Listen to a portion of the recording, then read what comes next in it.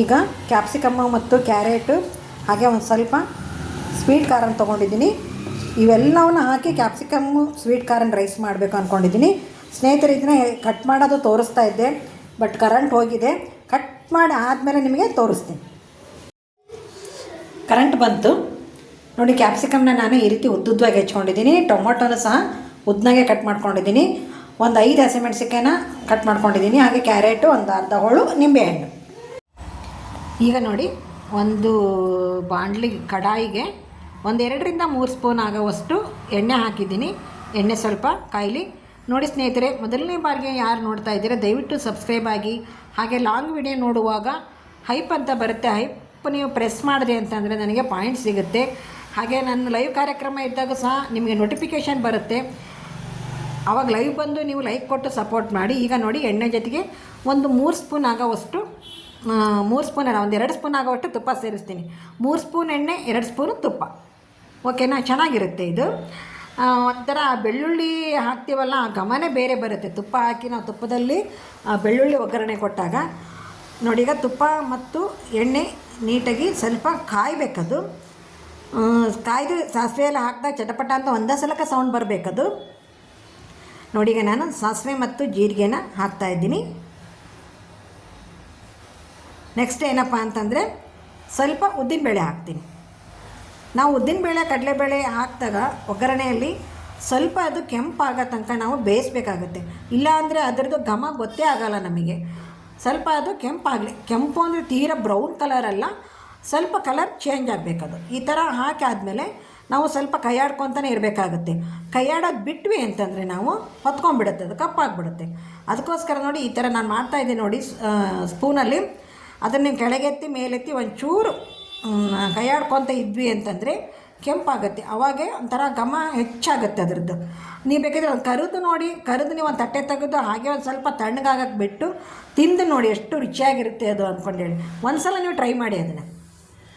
ಹೇಗೂ ಒಗ್ಗರಣೆ ಕೊಡ್ತಿರ್ತೀರಲ್ವ, ಒಗ್ಗರಣೆ ಕೊಡುವಾಗ ಒಂದು ಸ್ವಲ್ಪ ಹೆಚ್ಚಿಗೆ ಹಾಕ್ಕೊಂಡು ಅದನ್ನೊಂದು ತಟ್ಟೆಗೆ ತೆಗೆದು ನೋಡಿ, ಕೆಂಪಾದಮೇಲೆ ನೋಡಿ ತಿಂದು ನೋಡಿ. ಅವಾಗ ಎಷ್ಟು ಸೂಪರಾಗಿರುತ್ತೆ, ಆ ಟೇಸ್ಟ್ ಎಷ್ಟು ಚೆನ್ನಾಗಿರುತ್ತೆ ಅಂದ್ಕೊಂಡೇಳಿ ನಿಮಗೂ ಅನಿಸುತ್ತೆ ಅವಾಗ. ಈಗ ನೋಡಿ, ಕಟ್ ಮಾಡಿದಂತಹ ಕ್ಯಾರೆಟ್ ಹಾಕ್ತಾಯಿದ್ದೀನಿ ಮೊದಲು. ಯಾಕಂದರೆ ಕಟ್ ಮಾಡಿದ ಸ್ವಲ್ಪ ದಪ್ಪ ಇರುತ್ತಲ್ವ ಅದು, ಅದಕ್ಕೆ ಕಟ್ ಮಾಡಿದ್ದು ಕ್ಯಾರೆಟ್ನ ಮೊದಲು ಹಾಕ್ತಾಯಿದ್ದೀನಿ ನಾನು.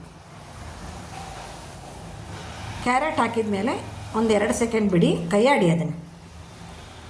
ಯಾವುದೇ ಪದಾರ್ಥ ಹಾಕಿದ ಮೇಲೆ ಕೈಯಾಡಿದರೆ ಅದು ಉರಿ ಎಲ್ಲ ಕಡೆಗೂ ಹತ್ಕೊಂಡು ಚೆನ್ನಾಗಿ ಬೇಯುತ್ತೆ. ಈಗ ನೋಡಿ, ಕ್ಯಾರೆಟ್ ಹಾಕ್ತಾಯಿದ್ದೀನಿ. ಕ್ಯಾರೆಟ್ ಅದು ಬೇಯ್ತಾ ಇದೆ. ಕ್ಯಾರೆಟು ಸ್ವಲ್ಪ ಬೆಂದಿದೆ. ಸ್ವಲ್ಪ ಬೆಳ್ಳುಳ್ಳಿ ಹಾಕ್ತೆ ಈಗ. ನೆಕ್ಸ್ಟು ಹಸಿಮೆಣಸಿಕಾಯಿ ಹಾಕ್ತೀನಿ. ಬೆಳ್ಳುಳ್ಳಿ ಮತ್ತು ಹಸಿಮೆಣಸಿಕಾಯಿನ ಹಾಕಿ ಒಂದು ಸಲ ಕೈ ಹಾಕ್ತೀನಿ. ಹಸಿಮೆಣಸಿಕಾಯಿನೂ ಎಣ್ಣೆ ಮತ್ತು ತುಪ್ಪದಲ್ಲಿ ಒಂದು ಸ್ವಲ್ಪ ಹೊತ್ತು ಫ್ರೈ ಆಗಲಿ. ನೀವು ಹಸಿಮೆಣಸಿಕಾಯಿನ ನೋಡಿ, ನಾನು ಕ್ರಾಸಲ್ಲಿ ಕಟ್ ಮಾಡ್ಕೊಂಡಿದ್ದೆ. ನೀವು ಬೇಕಿದ್ರೆ ಅದೇ ರೀತಿ ಕಟ್ ಮಾಡಿ. ಇಲ್ಲ ಮಕ್ಕಳು ಹಸಿಮೆಣಸಿಕಾಯಿ ತಿನ್ನಲ್ಲಪ್ಪ ಅಂತಂದರೆ ಬೇಕಿದ್ರೆ ನೀವು ಅದನ್ನು ಏನಂತಾರೆ ಜಜ್ಜಿ ಹಾಕ್ಬೋದು, ಇಲ್ಲ ಮಿಕ್ಸರ್ಗೆ ಗ್ರೈಂಡರ್ ಮಾಡಿ ಹಾಕ್ಬೋದು.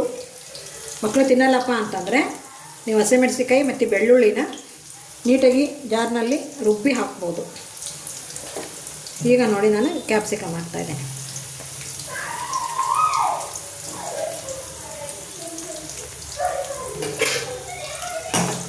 ಎಷ್ಟು ಘಮ ಘಮ ಅಂತ ಇದೆ ಗೊತ್ತಾ? ತುಪ್ಪ ಮತ್ತು ಎಣ್ಣೆಯಲ್ಲಿ ಬೆಳ್ಳುಳ್ಳಿ ಅದೆಲ್ಲ ಹಾಕಿದ್ದೀನಲ್ಲ. ಏನೇ ಆಗಲಿ, ಒಂದು ಅಡುಗೆ ಮಾಡುವಾಗ ಪ್ರೀತಿಯಿಂದ ಮಾಡಿದರೆ ಅಷ್ಟೇ ಚೆನ್ನಾಗಿ ರುಚಿ ಇರುತ್ತೆ ನೋಡಿ. ಬೈಕೋಂತ ಮಾಡೋದಕ್ಕೂ ನಾವು ಪ್ರೀತಿಯಿಂದ ಅಡುಗೆ ಮಾಡೋದಕ್ಕೂ ಸುಮಾರು ವ್ಯತ್ಯಾಸ ಇದೆ. ಇಷ್ಟಪಟ್ಟು ಅಡುಗೆ ಮಾಡಬೇಕು, ಚೆನ್ನಾಗಿರುತ್ತೆ. ಈಗ ರುಚಿಗೆ ತಕ್ಕಷ್ಟು ಉಪ್ಪು ಹಾಕ್ತಾಯಿದ್ದೀನಿ. ಉಪ್ಪು ಹಾಕಿದರೆ ಸ್ವಲ್ಪ ಬೇಗ ತರಕಾರಿ ಬೇಯುತ್ತೆ, ಅದಕ್ಕೋಸ್ಕರ.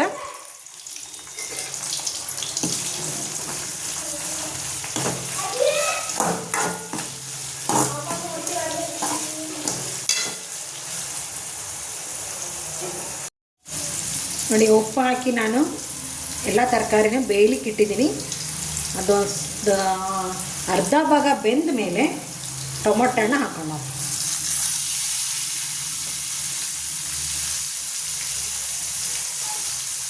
ಟೊಮೊಟೊ ಹಾಕಿ ಒಂದು ಸಲ ಯಾವುದೇ ತರಕಾರಿ ಹಾಕ್ರಿ, ಈ ಕ್ಯಾಪ್ಸಿಕಮ್ ಮತ್ತು ಕಾರ್ನ್ ರೈಸ್ಗೆ ಎಲ್ಲದನ್ನೂ ಒಂದ್ಸಲ ಕೈಯಾಡಬೇಕಾಗುತ್ತೆ ಪದೇ ಪದೇ, ಇಲ್ಲಾಂದರೆ ತಳ ಹಿಡಿಯೋ ಚಾನ್ಸಸ್ ಇರುತ್ತದು.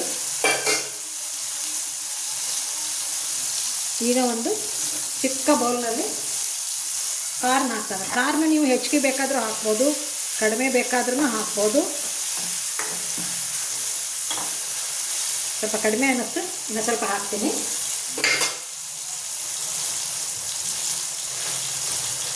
ಯಾರು ಖಾಲಿಯಾಗಿದೆ?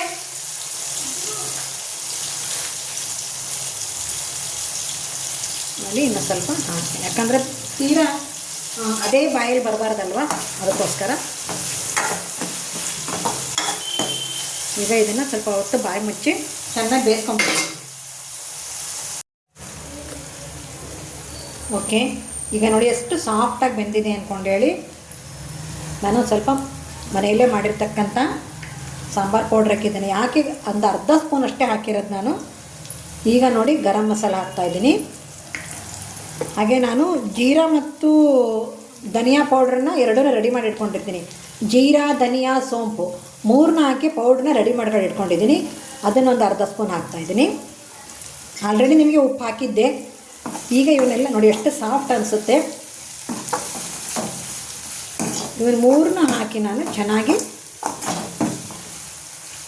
ಕೈ ಆಡಿಸ್ತೀನಿ. ಈಗ ಇದು ಒಂದು 5 ಸೆಕೆಂಡ್ ಆದ್ರೂ ಕುದಿಬೇಕಾಗತ್ತೆ, ಯಾಕಂದರೆ ಅದು 3 ಪದಾರ್ಥನ ಅವೆಲ್ಲ ತರಕಾರಿ ಹೀರ್ಕೋಬೇಕಲ್ವ. ಅಲ್ಲಿ ಒಂದು 5 ಸೆಕೆಂಡ್ ಅಷ್ಟು ಬಿಟ್ಟಿದ್ದೆ. ಚೆನ್ನಾಗಿ ಘಮ ಅಂತ ಪರಿಮಳ ಬರ್ತಾ ಇದೆ.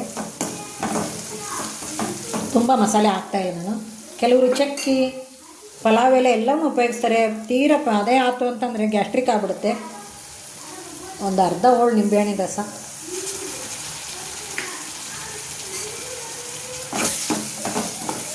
ನನಗೆ ಸ್ಟವ್ನ ಆಫ್ ಮಾಡಿಬಿಡ್ತೀನಿ ಬನ್ನಿ.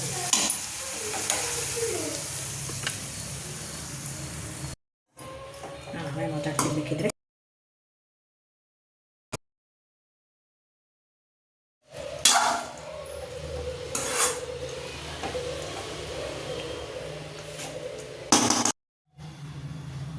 ಸ್ನೇಹಿತರೆ, ಸರ್ಗೆ ರೆಡಿಯಾದಂತಹ ಚಪಾತಿ, ಹಾಗಲಕಾಯಿ ಪಲ್ಯ, ಹಾಗೆ ಪಡವಲಕಾಯಿ, ಮೊಸರು ಬಜ್ಜಿ, ಹಾಗೆ ಒಂದು ಬೌಲಲ್ಲಿ ಸಣ್ಣ ಮೊಸರು ಇಟ್ಟಿದ್ದೀನಿ. ಹಾಗೆ ಕಡ್ಲಿ ಚಟ್ನಿ ಪುಡಿ, ಗುರಾಳ್ ಚಟ್ನಿ ಪುಡಿ ಇಟ್ಟಿದ್ದೀನಿ. 2 ಚಪಾತಿ, ಉಪ್ಪಿನಕಾಯಿ ಇಟ್ಟಿದ್ದೀನಿ. ಹಾಗೆ ನೋಡಿ ಕಾರ್ನ್ ಮತ್ತು ಕ್ಯಾಪ್ಸಿಕಮ್ ಉಪಯೋಗಿಸಿ ಮಾಡಿದಂತಹ ರೈಸ್ ಬಾತು. ಈ ವಿಡಿಯೋ ನಿಮಗೆ ಇಷ್ಟವಾಗಿದೆ ಅಂದ್ಕೊತೀನಿ ಸ್ನೇಹಿತರೆ. ಇಷ್ಟವಾದ ತಕ್ಷಣವೇ ದಯವಿಟ್ಟು ಲೈಕ್ ಮತ್ತು ಶೇರ್ ಮಾಡೋದನ್ನು ಮರಿಬೇಡಿ.